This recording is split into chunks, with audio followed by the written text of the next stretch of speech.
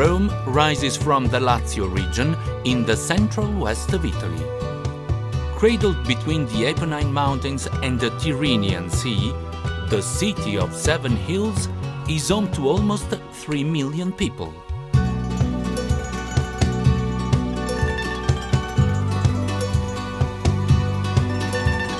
According to legend, Rome was founded by twin brothers Romulus and Remus 700 years before the birth of Jesus Christ. And it was here, on Palatine Hill, that the foundations for the city were laid. A city that would soon become Caput Mundi, the capital of the world.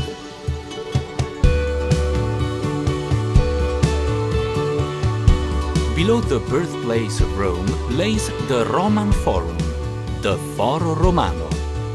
Filled with temples, monuments and markets, the Forum was the center of public life in ancient Rome and the most celebrated meeting place in the world.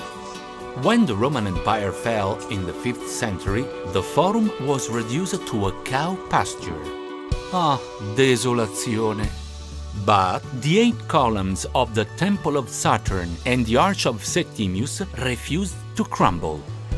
In the 17th century, young European travelers came to Rome, searching for the roots of Western civilization. This hunger for Rome's antiquities led to their preservation, and still the travelers come from all corners of the globe. Surviving earthquakes and centuries of stone thieves, the Colosseum remains the most enduring symbol of ancient Rome.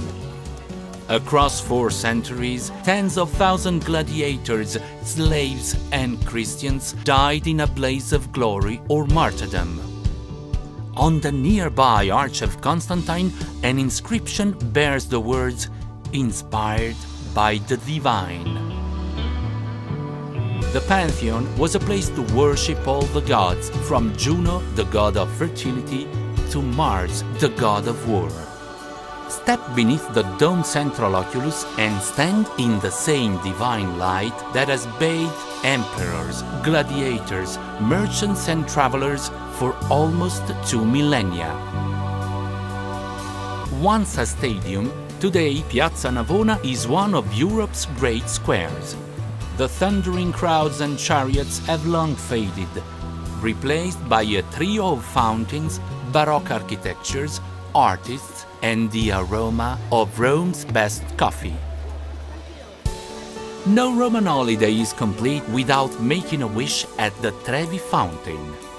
Toss 1 coin into the Trevi and one day you will return to Rome. Toss 2 coins and you will fall in love with a Roman. If you're not looking for love, relax on the steps with a gelato. Rome is a city of elegant bridges too. Ponte Sant'Angelo was built by the Emperor Hadrian in the 2nd century as part of the grand entranceway to his mausoleum. Rome may no longer be the capital of the world, but it has long been the center of Christianity. Today, modern pilgrims continue to cross the river, guided by the bridge's angel as they make their way to one of the world's great squares, Piazza San Pietro, St. Peter's Square. And here stands the world's largest church, St. Peter's Basilica.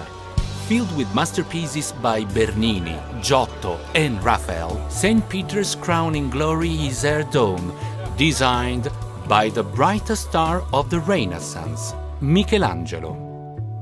From the dome, look down upon the Holy Square, where 2 colonnades reach out like open arms, welcoming the faithful who gather in their thousands to receive blessing from the Pope. As the sun sets on Rome, head to the island sanctuary of Isola Tiberina. Let the rushing waters of the river Tiber soothe your senses and enjoy traditional Roman recipes that have been perfected by generations of Italian grandmothers. This is just an appetizer, an aperitivo of what awaits in the Eternal City.